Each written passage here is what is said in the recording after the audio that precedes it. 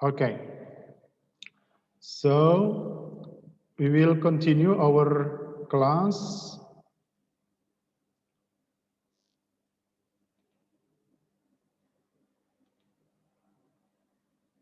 Baik. Nah, kali ini kita akan masuk ke topik yang baru, bab yang baru, yakni tentang konsekuensi pewartaan Yesus. Oke, konsekuensi pewartaan Yesus. Nah, dari penjelasan materi yang sudah kita lewati bahwa Yesus itu memiliki visi dan misi, yakni terwujudnya kerajaan Allah dengan cara mewartakan ya kerajaan Allah itu.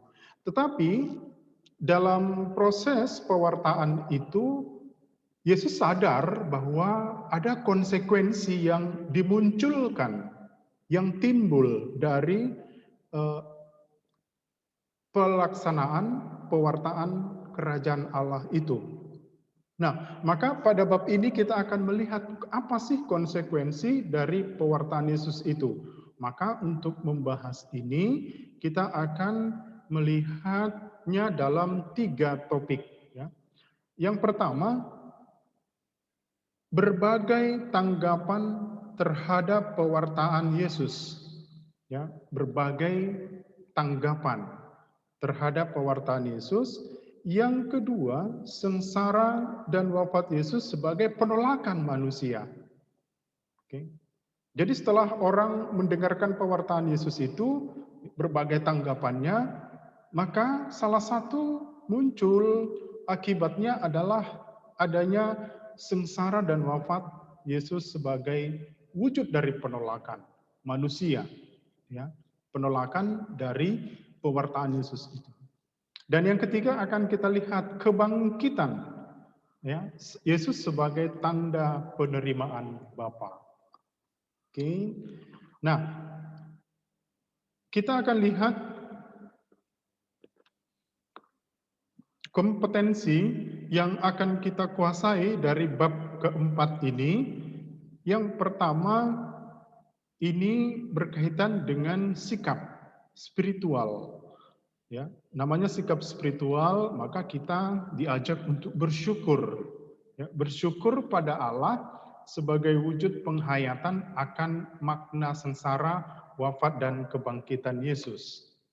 Yang kedua, ini sikap sosial, peduli pada sesama, ya, untuk mewujudkan makna sengsara, wafat, dan kebangkitan Yesus sebagai puncak pewartaannya.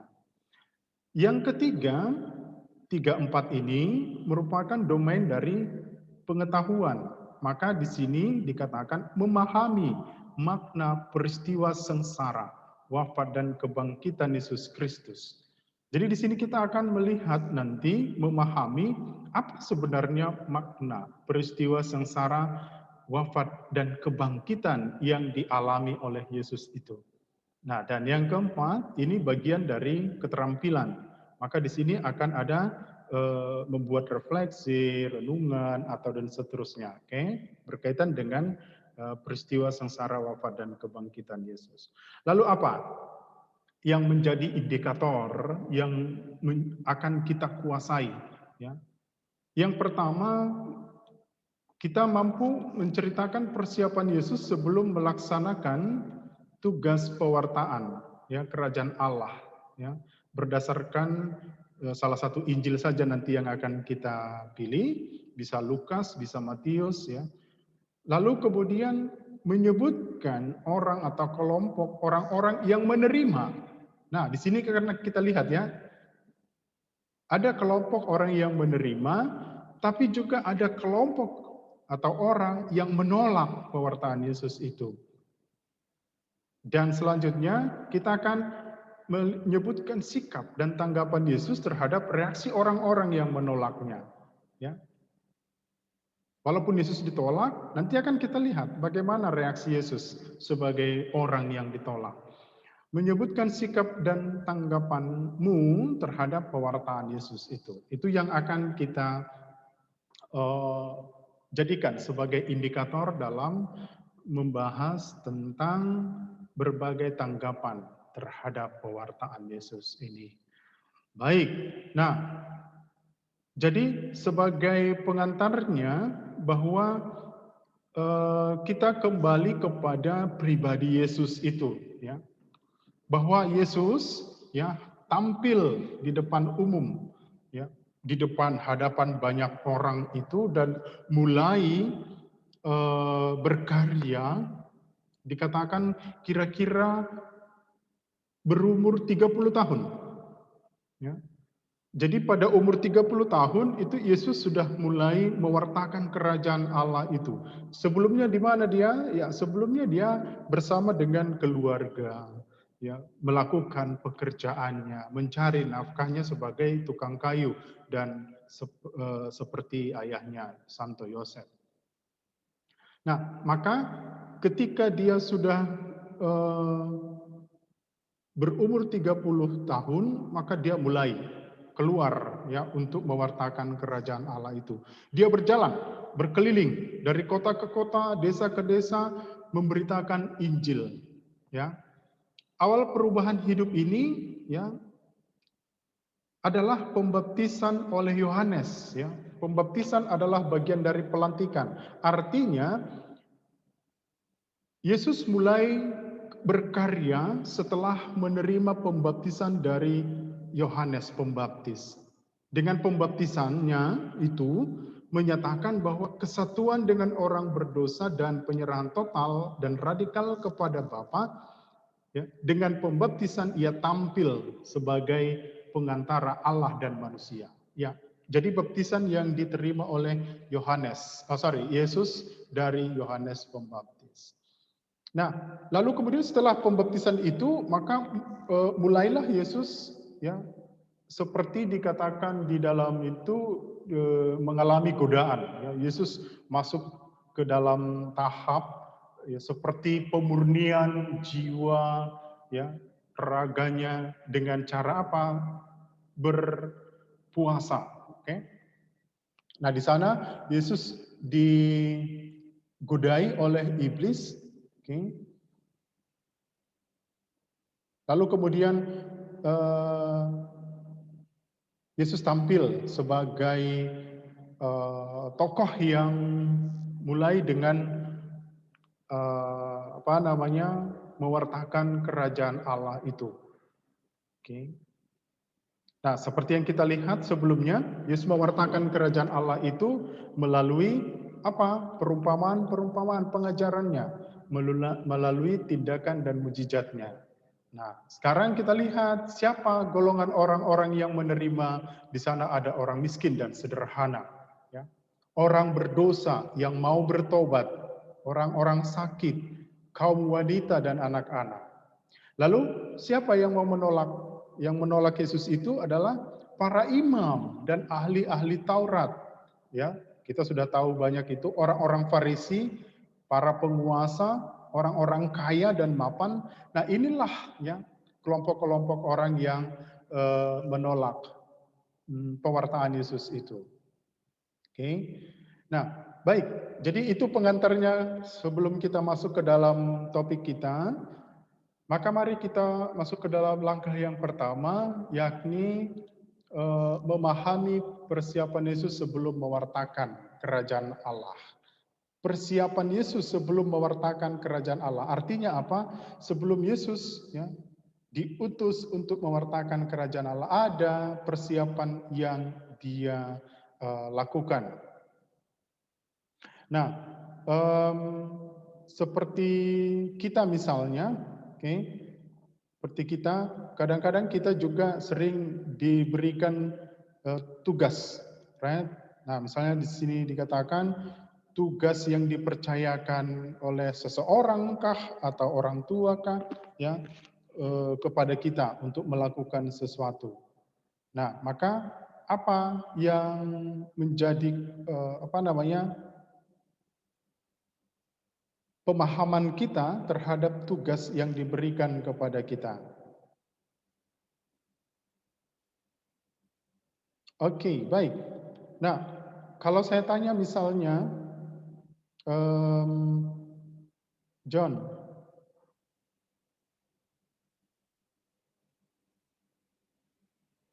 Apakah kamu pernah mendapatkan tugas ya, yang diberikan oleh orang tua kepadamu? Pernah, Pak. Pernah, ya. So, bagaimana kamu melakukan tugas yang diberikan itu? Dengan senang hati. Dengan senang hati, ya, bisa saja mungkin ya seperti yang minggu lalu kita mungkin sudah singgung, ya, bahwa kadang-kadang kita juga bersungut-sungut, right? Iya, Pak. Iya, kadang kita bersungut-sungut, ya, kadang kita susah untuk berkorban, tetapi tetap kita kerjakan juga, ya.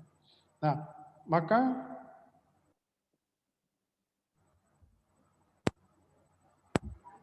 harus yang kita pahami dari situ adalah bagaimana kita memenuhi, ya, memenuhi tugas yang diberikan kepada kita, melaksanakannya dengan baik, maka tentu itu akan memerlukan pengorbanan. Kamu harus mengorbankan waktumu atau berhenti dulu sejenak dari kegiatanmu sebelumnya, apakah itu kegiatan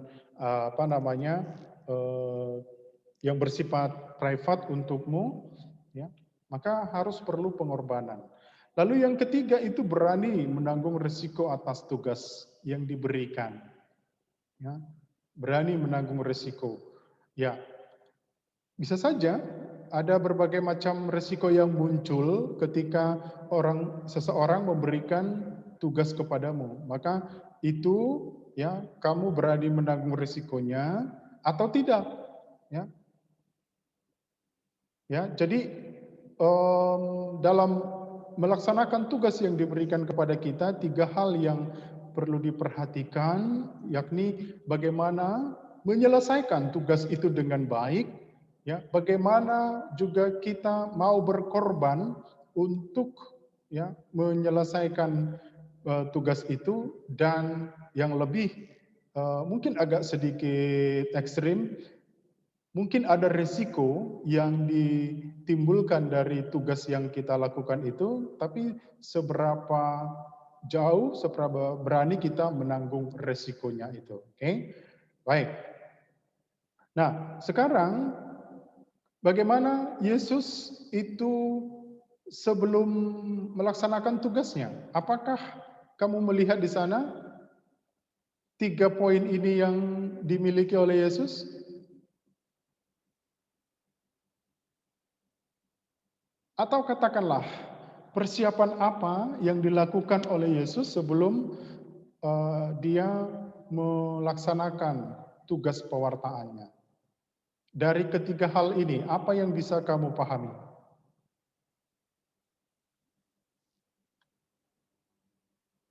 Devon?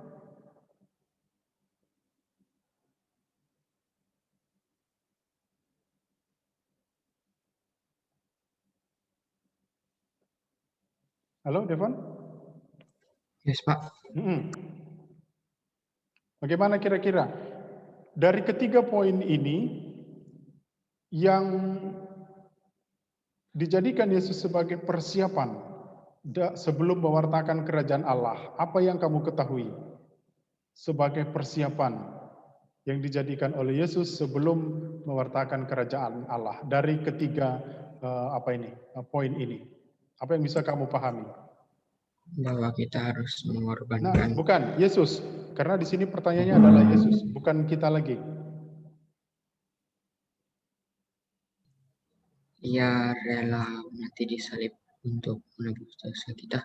Oke, itu masuk ke mana?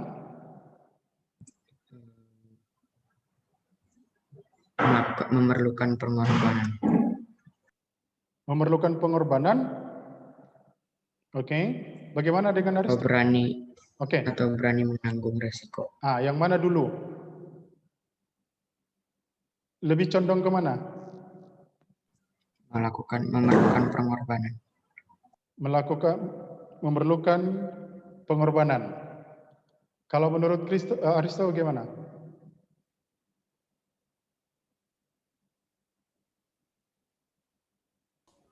berani menanggung resiko atas tugasnya. Oke, berani menanggung risiko atas tugasnya. Lalu apa lagi? Bagaimana dengan Nando?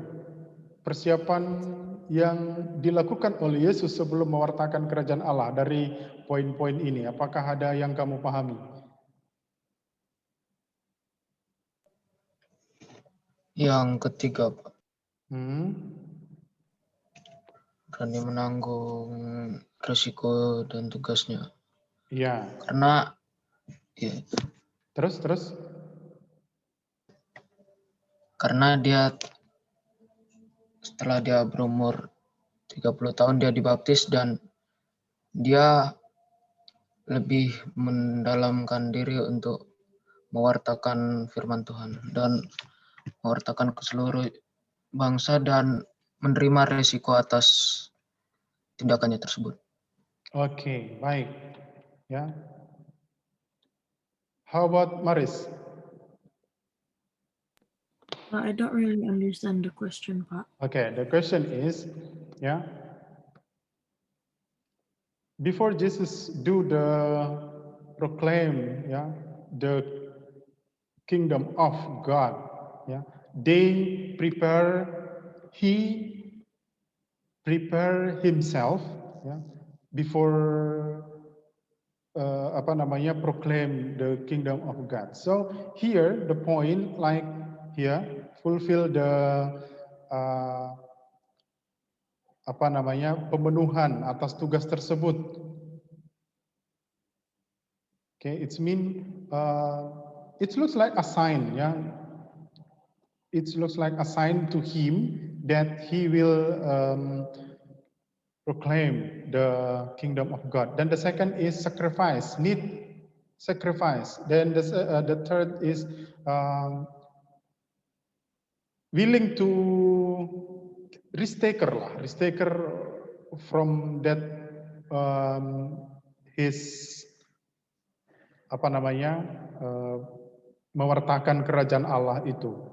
So what do you think that in these three points, which one you can explain that it looks like a preparation from Jesus before proclaim the kingdom of God? In my opinion, it can be all of them actually, not just one of them. So which one? Maybe you can explain which one. Or the first one, because he was sent over here to save us, and it was his job to save us from sin.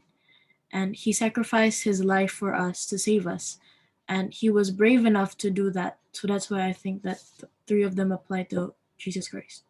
Yeah, of course, yes, Three of them apply by Jesus, But your friends before they try to explain one by one, So sesungguhnya ketiga hal ini merupakan poin yang menjadi persiapan bagi Yesus sebelum mewartakan